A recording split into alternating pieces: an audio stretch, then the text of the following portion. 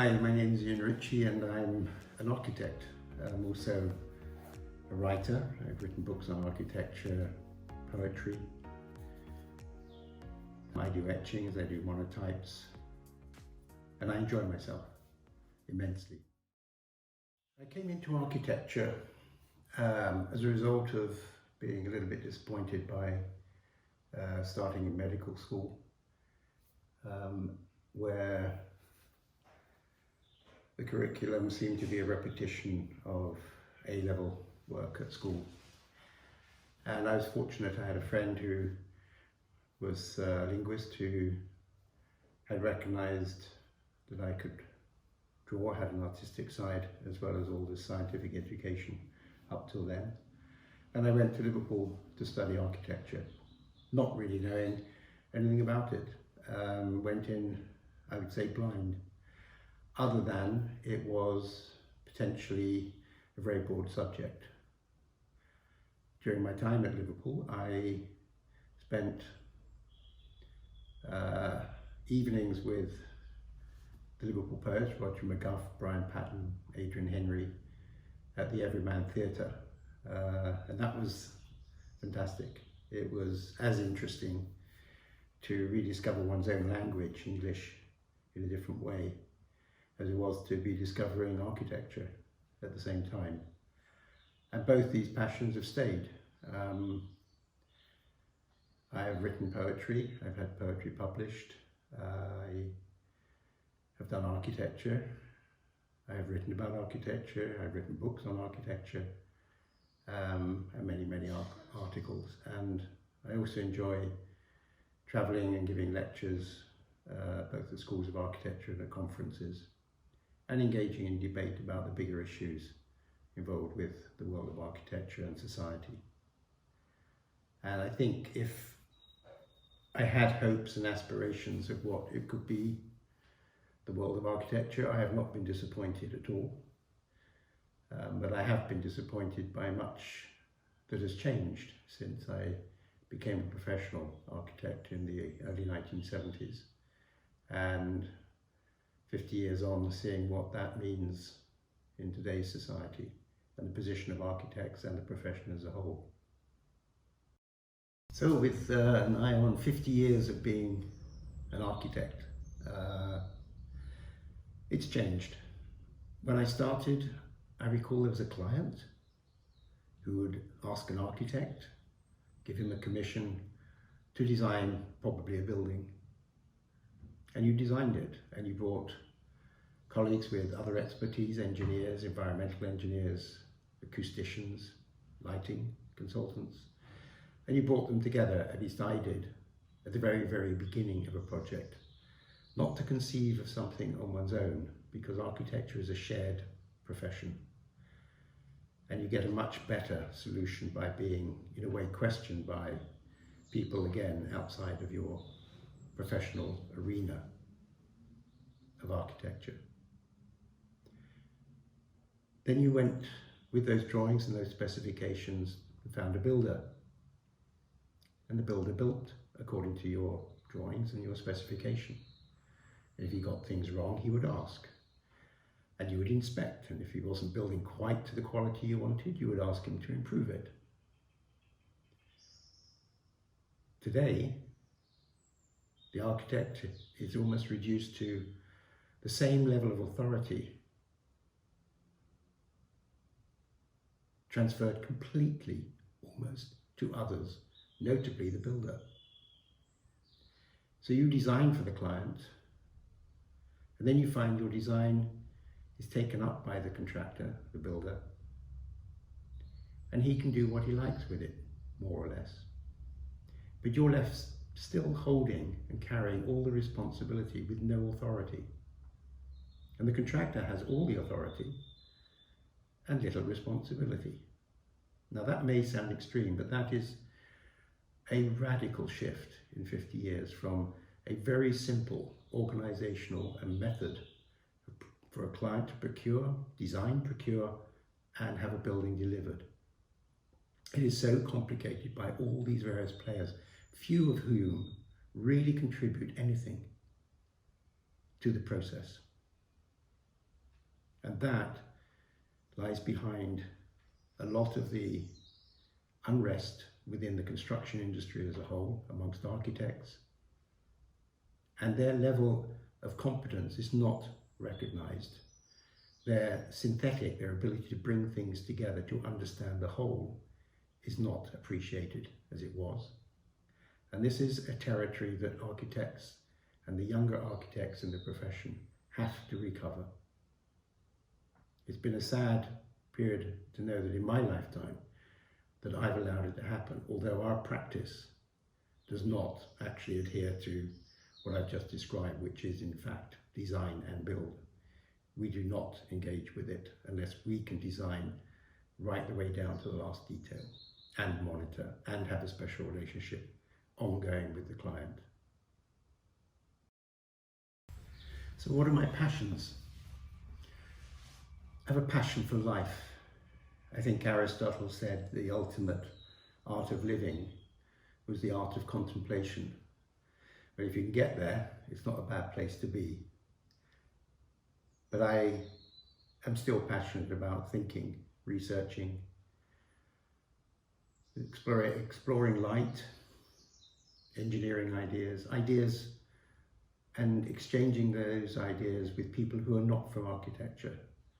Neuroscientists, philosophers, writers, poets, doctors, artists in particular. Two artists come to mind. One, John Hoyland, who was in the 1960s considered Europe's answer to Rothko, who taught me colour, a new way of looking at colour and the combination and adjacencies of colour. And I think that's something that's gone a bit missing in education. Colour theory, understanding colour, the symbolic use of colour, and what it means to people and societies. And I hope it comes back in education. And the other, Norman Ackroyd, an etcher who, through his phenomenal use of black as a colour against white on copper sheets, turns those copper sheets into marvels of light and darkness, and through those monochromatic colours, I see colour through him, through his work, and when we travel on a boat in the Atlantic Ocean looking for rocks every year.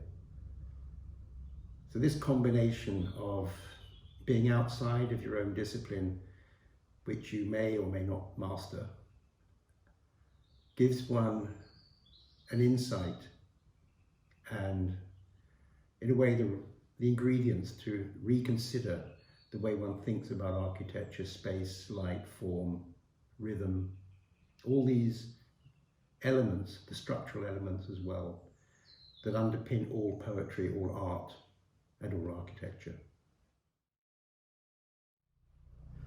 So as an architect who's been fortunate to work with some brilliant minds over many, many years, and to have realised some exceptional works of architecture in Europe, I feel it's been a privilege to have served society.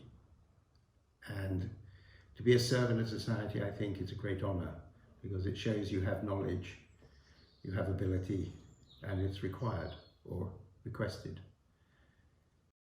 And if there's anything that I think presents clearly what I have felt and achieved, is being, as an architect, able to mitigate the woes of people who have been disadvantaged in society through the architecture we have built and the spaces we have created, and also to have brought happiness and joy to people through the work that we have done, which for many is the ambition or the aspiration of being an architect, is to elevate the spirit of people when they see or enter or engage with an architecture that you've had a role in creating. That's the apogee of being an architect, and seeing that joy and that appreciation in others in the work that you've done for them. Writing to me is an investigative tool, a bit like an archaeologist with a brush. You can move words around, and eventually you understand through the prose that you've got the ingredients coming to the surface of what the essential aspect of the project is. And then if I'm lucky, I do end up writing a good poem, and if it's exceptional and rare, then I can write an aphorism which really does capture it. And this book has a combination of the writing and then the etching. An example that I've turned up here is Poetic Générateur, which is a project we did for Japan for a national monument that the French were going to give the Japanese.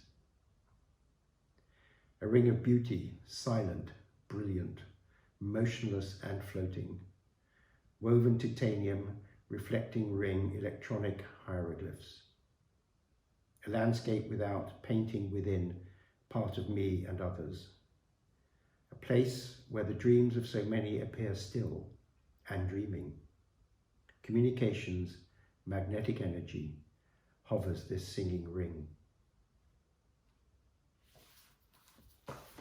And another book, which is now a few years old, published by the Royal Academy in 2014, called Being an Architect. It's in 2 volumes. Volume 1 is a story, an autobiography of me growing up, becoming an architect, being an architect. And the second volume are some of my writings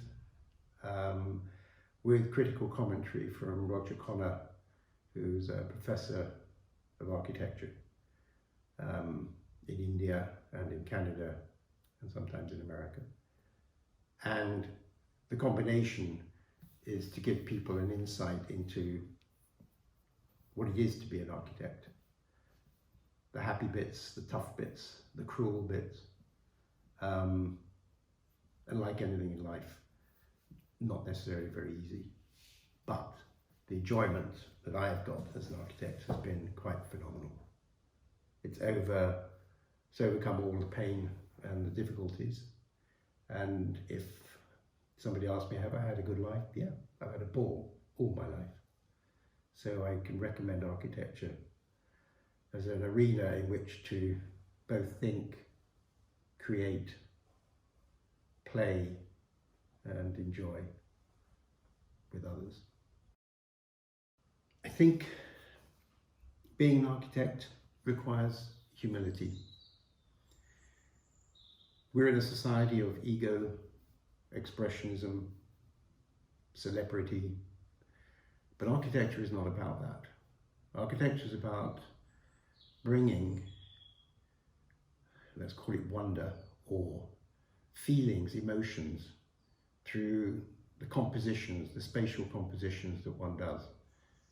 And that requires a degree of humility to achieve. And that humility, in my case, I think I learnt living for a while in Japan, between studying in Liverpool and finishing my studies in London. And spending time with a Shinto priest in a mountain in the South Island of Kyushu, just being a human being in nature and surviving with nature, and to appreciate silence to the extent that nature is the only voice talking or the only song singing, for a young man at the time was seminal. And the same feeling I had working the great engineer Peter Rice, with Martin Francis, an industrial designer, Tony Hunt, an engineer, Lauren Butt, an environmental engineer, Doug King, a young environmental engineer today, acousticians and lighting specialists. These people bring knowledge, they bring openings to enable new ideas, better ideas to be formed. We all think as designers we're doing good but it's very difficult to measure good. We're all confronted, even in this period of COVID-19, a understanding that perhaps still we're up against a well-designed wall, and that well-designed wall is, will it attract the customer? Will it attract the consumer? And that wall has to be broken. It is not about consuming, it's about living. Not acquiring through greed, avarice, things. It's about the art of giving to life by acquiring knowledge and sharing that knowledge with others freely. And if there's a sign of what the future of architecture could be, the paradigm shift is already occurring. We've moved from a technical era into a natural nature landscape period, and that will evolve as a combination with a true social understanding and commitment to society, the whole of society. And that is the agenda for the new generation. I can elaborate on that. What is the future profile of a young architect?